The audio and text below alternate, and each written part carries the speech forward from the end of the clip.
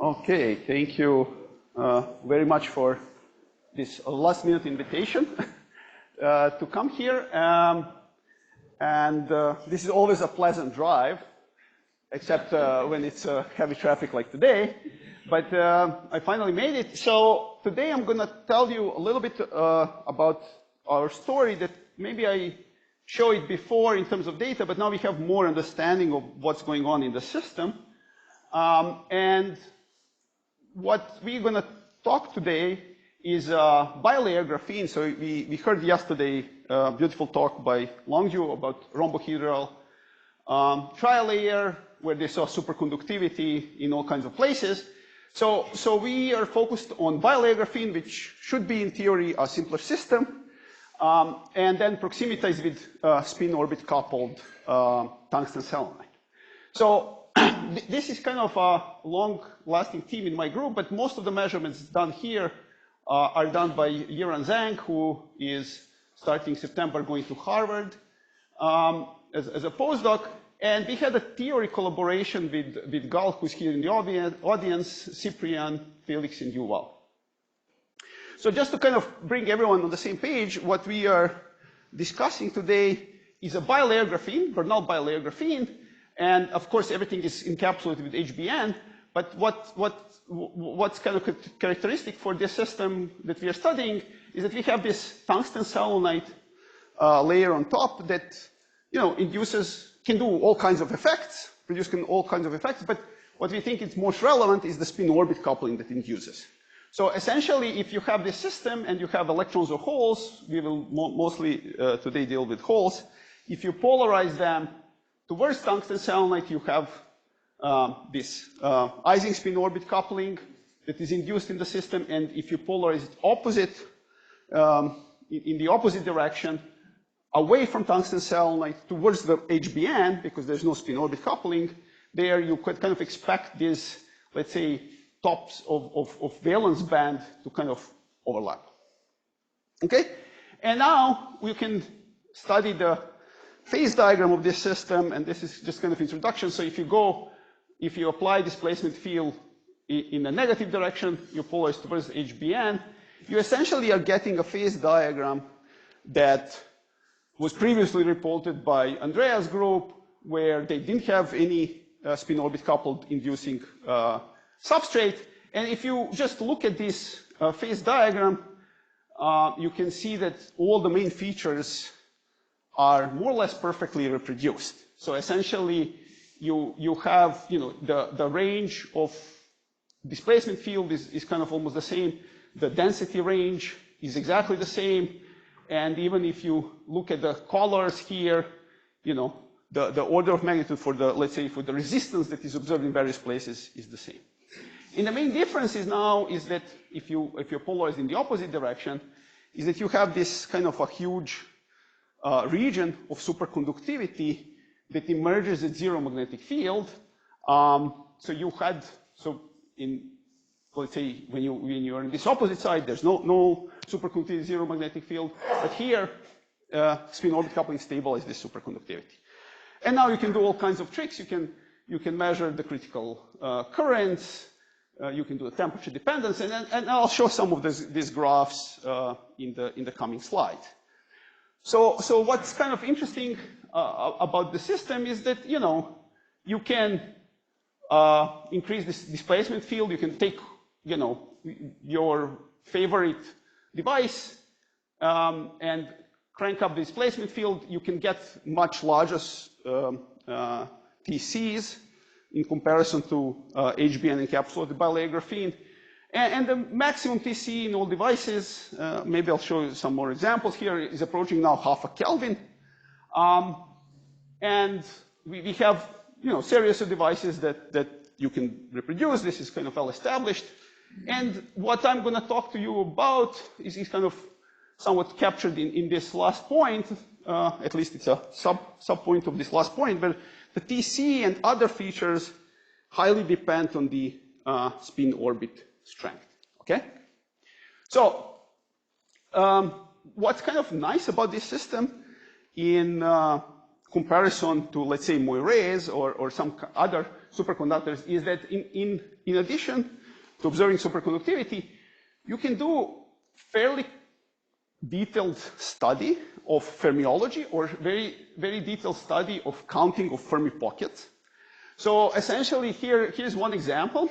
So this is the procedure that you would do, but essentially what you are kind of trying to deduce from this graph, where you just magnetic field versus density at some fixed displacement field, is frequency of oscillations that occur in this system, because they tell you the relative size of the Fermi pockets. Okay, so this is not always super trivial to do, because some of these diagrams in some portions of phase space look very messy. But in principle, you can deduce in many instances what's happening.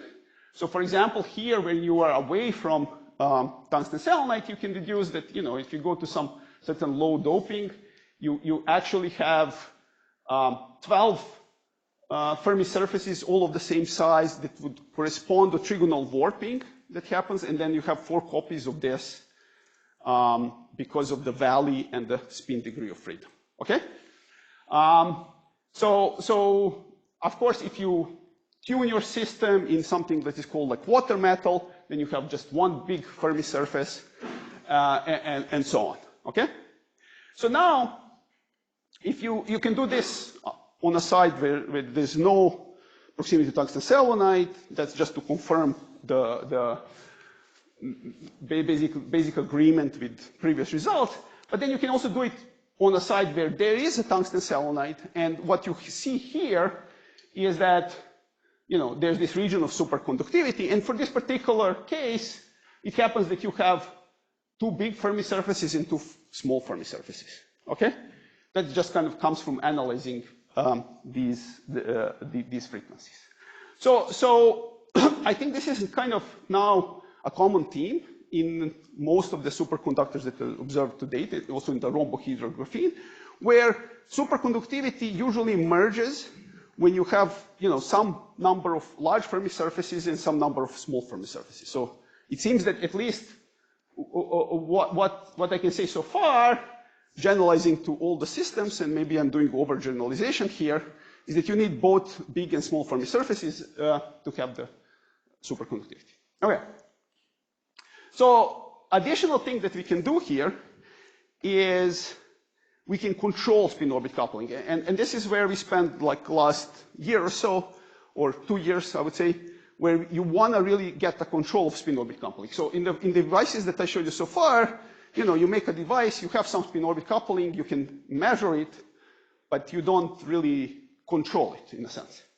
And the way how this is at least theoretically anticipated, and there are many more works, so I didn't really do justice to this twisting slide, but essentially all the theories kind of agree that if you change the angle between bilayer graphene and tungsten selenide or any other TMD, you will change the strength of the spin-orbit coupling. Okay?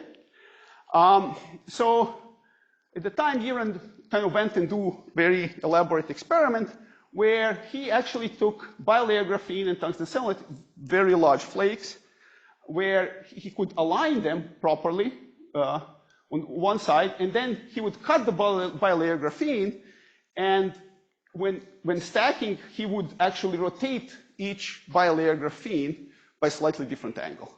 So usually there's a limit how many devices you can do at once, or maybe there's no limit, but at least we experienced the limit, where you have somehow 6 devices on one chip. These are the devices, and each of these devices has a slightly different angle with the tungsten selenide, and you can do this in a kind of systematic way. Okay? So one of the things that you want to first do, you want to convince yourself that your twisting actually works, that it actually changes the spin-orbit coupling in some way that you can understand. And these are just 2 examples. We have many more, where essentially the way how you can do it is you can go into the regime of small displacement fields, relatively small displacement fields, let's say, and then you essentially go into the regime where there's no correlated states, or you don't expect them. And then essentially you do the same diagram. There, these kind of lines are pretty easy to interpret. And essentially you see that there are two lines that at high densities, they kind of converge to 1/4, meaning you have four pockets that are equally or similarly populated.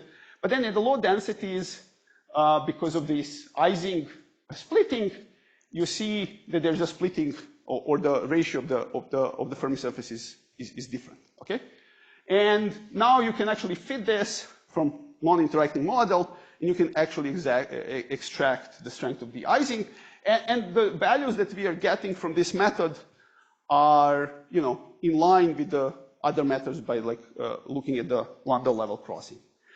And what I want to point out here is just these two cases. These are kind of extreme cases where you have aligned tungsten selenide and graphene, and here it's 30 degrees shifted. And then in this 30 degrees shifted, you see the spin-orbit coupling, or this kind of, let's say, splitting of the Fermi surfaces is much smaller in comparison to this particular case. Okay? And now if you do this for a bunch of different devices, for a bunch of different angles, you actually kind of see some trend.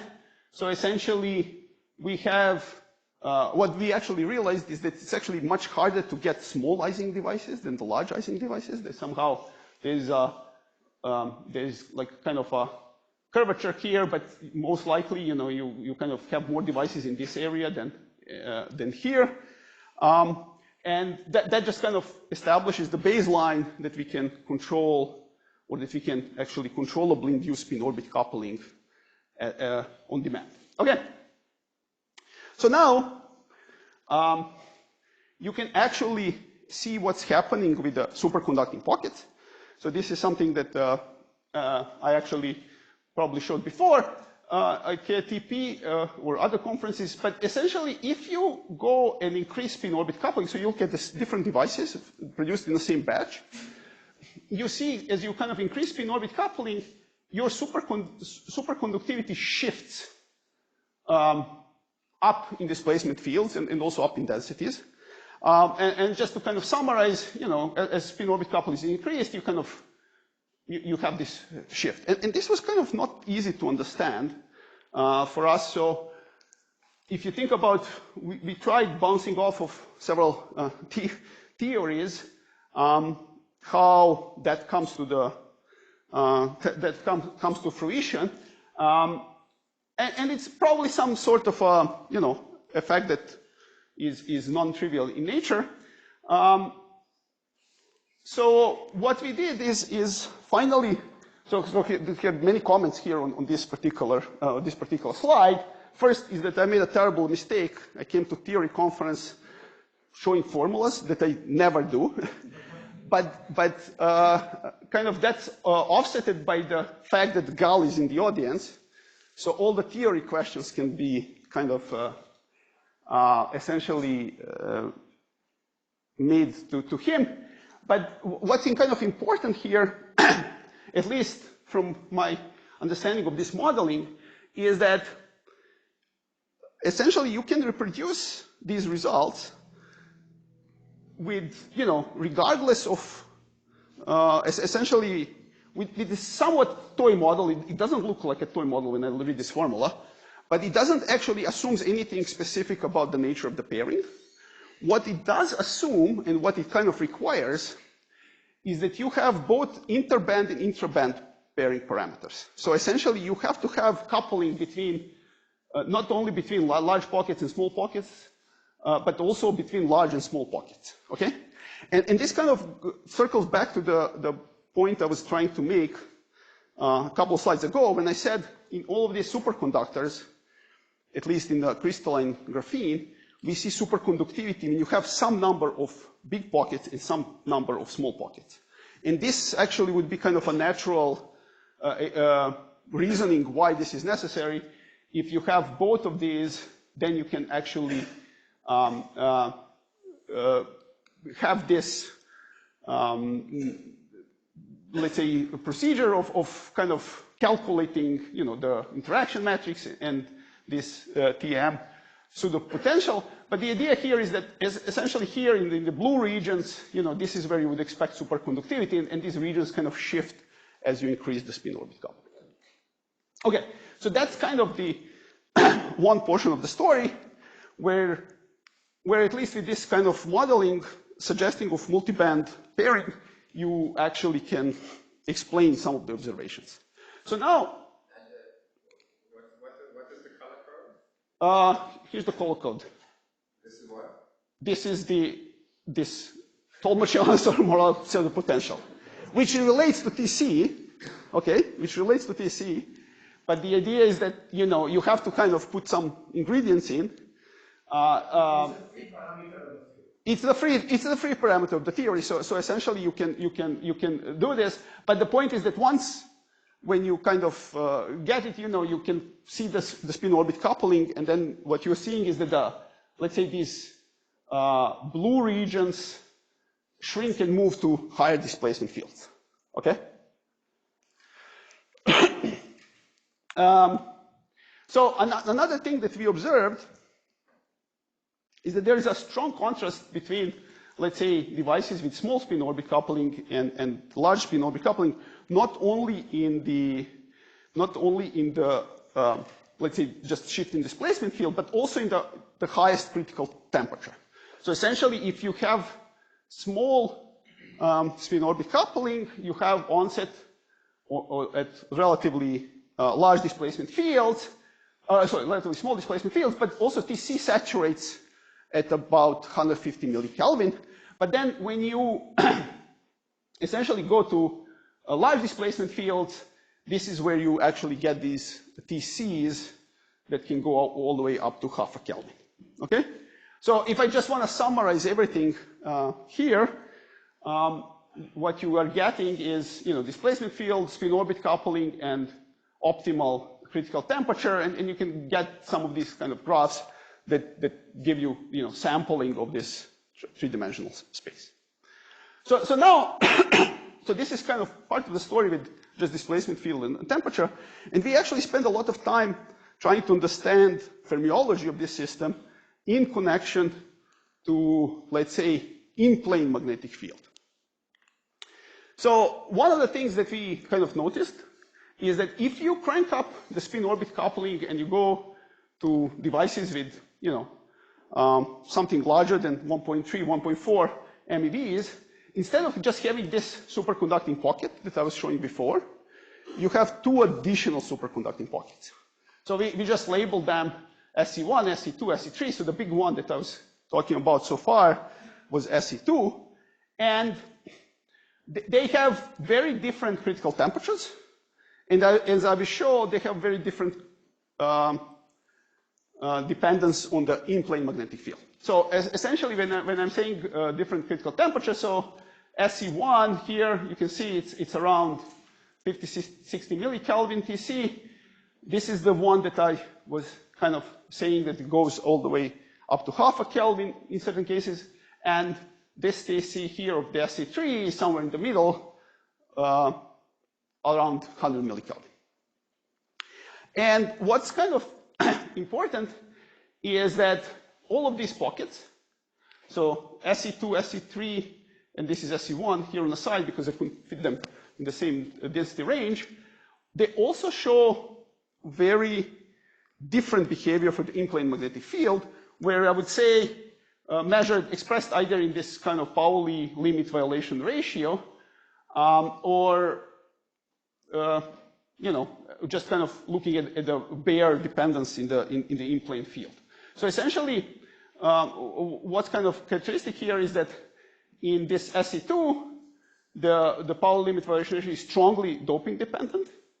This SE3, you cannot even see the end here, has a Pauli limit violation ratio of like 40, which is among the largest values for all superconductors,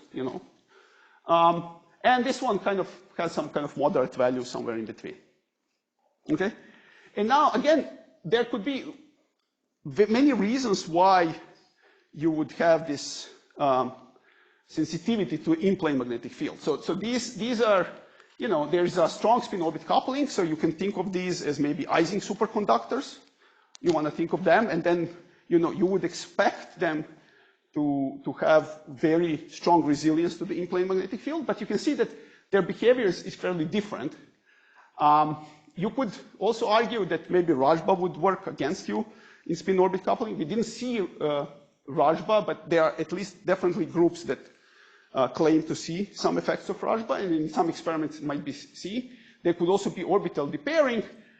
But again, what I'm kind of trying to argue here is that, at least in some cases, it's kind of very natural to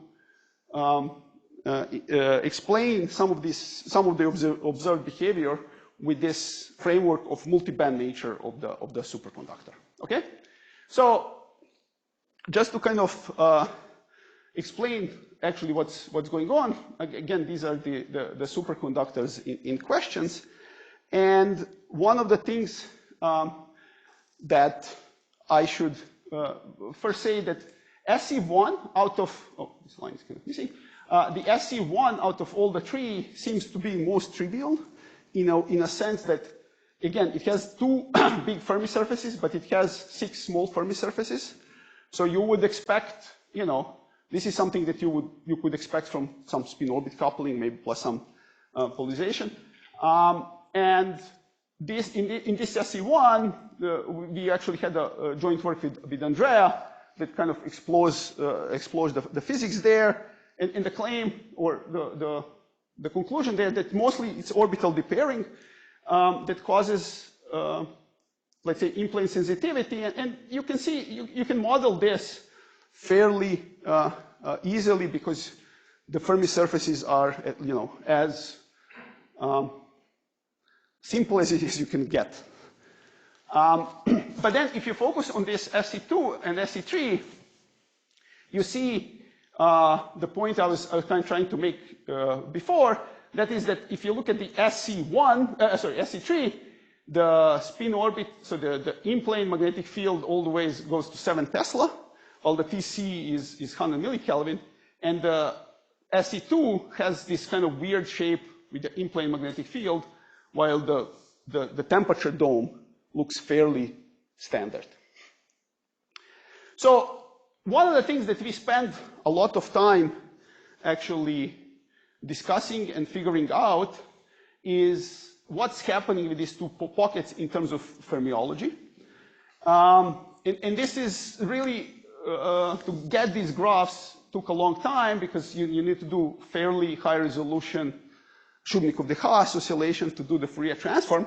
But essentially, this is the picture that we have that is characteristic for these 2 superconducting pockets. So essentially, this superconducting pocket happens somewhere here, but actually corresponds to this very unusual state where you have 1 big Fermi surface, 3 medium-sized Fermi surfaces, and 1 small Fermi surface. And if you look at this kind of naively, and you try to organize how would Fermi surfaces, you know, under which conditions you could get this arrangement of Fermi surfaces, you will find soon that it's non-trivial, highly non-trivial to get these Fermi surfaces.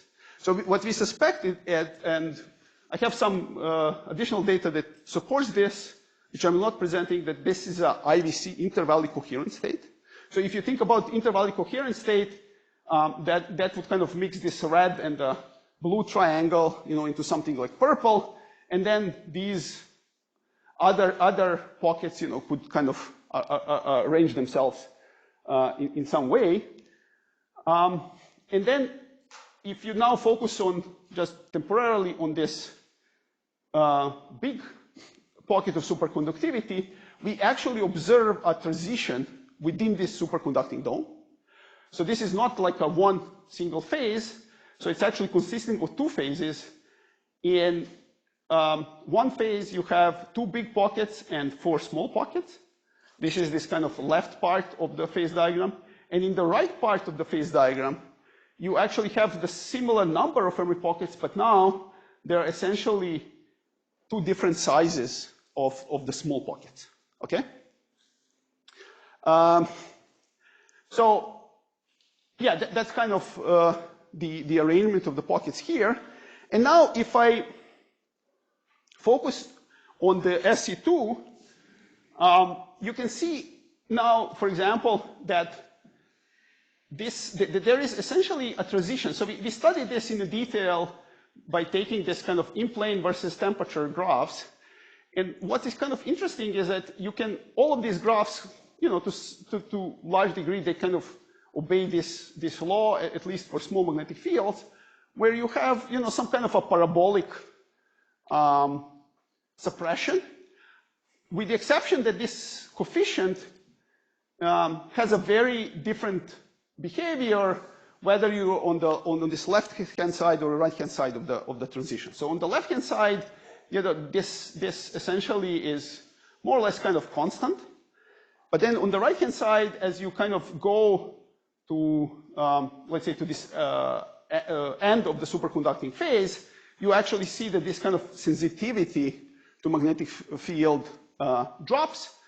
And that actually corresponds to this, let's say, region where we see this kind of a line. So this is a zoom in around this phase transition where you can actually deduce this additional line that I showed here on this graph. Okay? And what is kind of interesting is that this is also something that can be captured by the theory of these multiband transitions. So the idea is that essentially, if you apply magnetic field, now in-plane magnetic field, you would have a Zeeman splitting, or you would have a kind of a Zeeman term entering your Hamiltonian. And if this is indeed kind of, you know, if this, if you have pockets of different sizes, this would lead to the different, let's say, decoupling mechanism between the big and the small pockets, okay? So one of the things that we kind of wanted to verify is that whether we can have alternative explanation for this. And what we did is essentially, if you would assume, let's say that mechanism is not in play, but you assume like Rajba or some kind of orbital depairing, you would expect that you have, let's say, a strong anisotropy in plane magnetic field of the direction. So just to kind of wrap up with this kind of a boring slide, so we also spend some time trying to hunt for signatures of, let's say, in-plane magnetic field dependence. So you crank up 1 Tesla in plane, and then you kind of rotate it in steps of, you know, 10 degrees. And what you find is actually that the dome does not care. So the dome really does not care of the direction of magnetic field. And if you would have, you know, some kind of a Rajba spin orbit coupling, or if you would have some, you know, or Rajba plus, let's say, depairing, first we found that you would need really big Rajba to explain the effect. And second, you would expect to see some anisotropy, okay? And let me actually finish here. So essentially what we showed is that there is, you know, there are 3 different superconducting pockets in this system, at least on the whole side. And much of the data is, you know, highly suggestive of a multi-band superconductor or some sort of, let's say, pairing of small and the big pockets. And I will just emphasize that this is something that is not characteristic for, let's say, Moiré systems, where in a Moiré systems, if you think about filling factor of like 2 or so, I think the common, let's say, the common knowledge kind of suggests that you only have small Fermi surfaces, and the whatever would be biggest surfaces are kind of gapped out completely. So let me stop here, and thank you for your attention.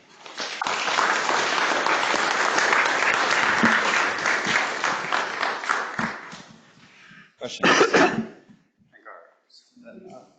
Yeah, you that. So, Stevan, beautiful experiment, and probably very beautiful theory too, but I may be sad that you have already committed yourself to a particular theoretical model, multiple. So my question is that other than the theory with several free parameters, again, I have not read the theory, so everything is probably fine, and changing the parameters agrees with some aspects of your data. Do you have any direct experimental evidence for multi-band pairing?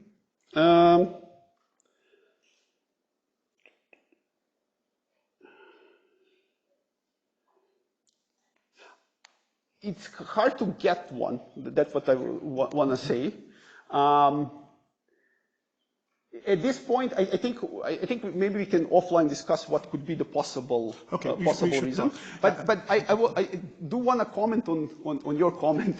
I don't really think that we committed too much in terms of theory. Then I can work on it. Because I think the model is very generic, and I think there could be different competing theories that you can kind of put in that you'd get.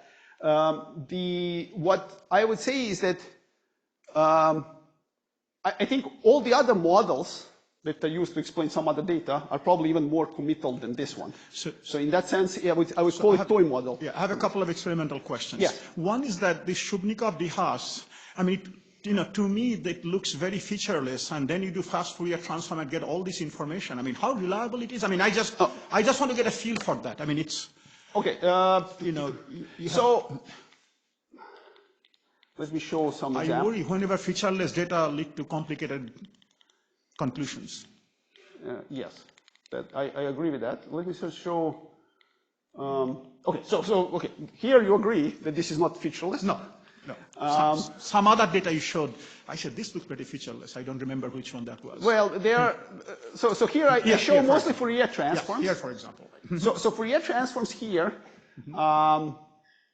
Let me show maybe this one. This is kind of the best example. Okay. So the way how this works is that you see. So this is already processed data after doing Fourier transform. So what you need to do is you need to take a really high resolution Fourier transform. Shubnikov-de-Haas, so that you can see, small signals and small. Let's say the low frequencies are very fine modulation that kind of rides on top of some high frequencies. So high frequencies are easier to determine than the low frequencies. And then what you end up with some, set of data where what you're trying to play is a game where everything needs to add up to a one Fermi surface, okay? With corresponding so there is a sum rule that you're using. Yes. And the sum rule. That's the part I missed. Now I get the sum rule is here. Okay, I get it. So the sum rule is here. Yes. Okay. Can you extract a dingle temperature from your Shubnikov-de-Haas data at all by just looking at temperature dependence? We haven't looked extensively into that. It would be quite useful to have that, to have some idea about the disorder scattering. Yeah. But I can say the mean free path is pretty long in these systems. But yeah. Oh, yeah. Thank you, Stevan. I have a related question. So how, I think you quickly mentioned, but how accurate is the extracted spin-orbit coupling strength from the quantum oscillation compared with the Landau level method? I would think that this error bars are fairly representative. So it's like 0.1, 0.2. So essentially, but it's based on the band structure calculation. Yeah. So the reasoning. So there's a good reason why we don't do Landau level crossing for each device, and that's because it doesn't work always. So if you do, there is a. I think there was a paper by Bokrat. And I think it's a nanoletter a few years back, where they essentially, so they kind of discuss this maybe in more details, but the idea is that if you want to do this kind of Landau level trick, this was kind of done by Andrea, the spin orbit strength has to be of a particular sign, Ising should be on a particular sign. okay? Because you have a, you have a kind of a lattice polarization. So in one side, for one side it works, for the other side doesn't. And the sign is kind of random. So essentially 50% of devices kind of, you can determine this, and 50% of devices you cannot. This always works. And wherever we could verify that, the procedure works. So this is essentially what I can. You're saying it determines on the relative angle between your graphene and the TMD. Yeah, but there is also translation, possible translation, which could change the sign. Whether it's sublattice A and B. We're happy to discuss more. Yeah, thanks. Thank you for the talk. Just to be sure, your fermiology shows that sometimes you are in an unpolarized metallic state, and some other times you have an IVC-like state. Is that so? Yeah, we have different, we have quarter metals, which are kind of fully polarized. But does it get superconductor? No. I mean, so in the regions where we see superconductivity, these are the regions that I showed. You have two kind of situations. Either you have, let's say, these two big Fermi pockets and some small Fermi pockets, or you have one Fermi pocket and then additional small pockets. And here we have additional arguments that this is an IVC state, because we could kind of trace. Again, it's a very similar thing that Longju showed yesterday, when you can kind of track where does the let's say, phase diagram shift in a kind of orbital sense, in an out of plane field, and essentially from there we could kind of get an additional argument that this is an IVC state. Yeah, sorry I didn't show that. So in the previous slide, these devices D1, D2, and D3, they are all like 6 flakes which are slightly rotated with each other. Yeah. And in all of the cases, do you have the same relative translation between the graphene and the TMD, or they are random? No, that we cannot control. Okay. Right. So it seems like this is induced spin-orbit coupling doesn't really depend on the relative translation, right? From the slide that you showed. Yeah, the size does not, but the sign can. I see. Can you go back to that slide? I think maybe this one. Yeah, this one. Yeah. So here, if the angle is the same, it seems like the lambda. What is the sign of each of those? Yeah.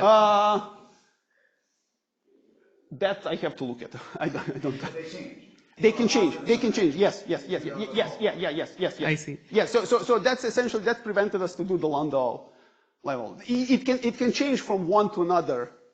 They're just the same angle. Yes. Yeah. And if you go beyond 30 degrees, do you see the opposite sign, or did you not try that? No, is it symmetric? we haven't tried. So all the devices, all the 3 devices are kind of following this rule. So we kind of focus on 0 to 30 degree range. Yeah. About the inter-pocket versus intra-pocket pairing, are they competing or cooperating, and do you expect gap closing in between? That's kind of borderline theory question, so I would kind of say to Gall's theory, we don't see any closing. let me put here. So these big pockets. Okay. So here, it's kind of obvious that there's no closing and reopening. Here, it's not so obvious what's happening in the SA3, because here you could see, maybe the superconductivity is weaker and then it's kind of becoming stronger again. But this is really pushing the limits of what you can do with the in-plane, alignment of magnetic field. So any small misalignment of the out-of-plane field will kill the superconductor. So now the question is, if all of these are kind of very equally kind of perfectly aligned. So I wouldn't say I wouldn't claim any reopening of the gap based on the plot. Yeah. Cooperate. Yeah. Okay, that's the answer. Has anyone studied twist dependence of electron-phonon coupling in this system with the tungsten selenide? And No, I guess we have to ask Shahal Okay. to study it. All right. Because then, yeah, I'm curious, like higher temperature dependence, if you see any variation in twist angle, for example. Not much, but we didn't look into this very carefully.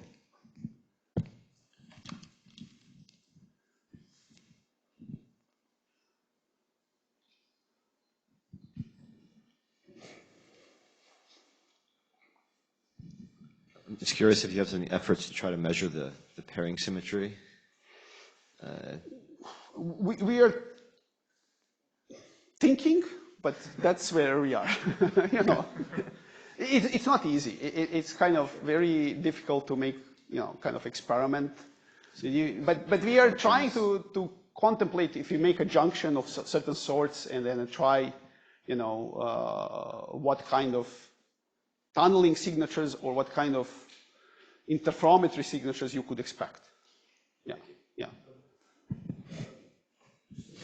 What's the challenge? It's principle of a very clean system. You can make really good Josephson junctions, I guess, right? Well, you need a more complicated gauge geometry. Also the displacement.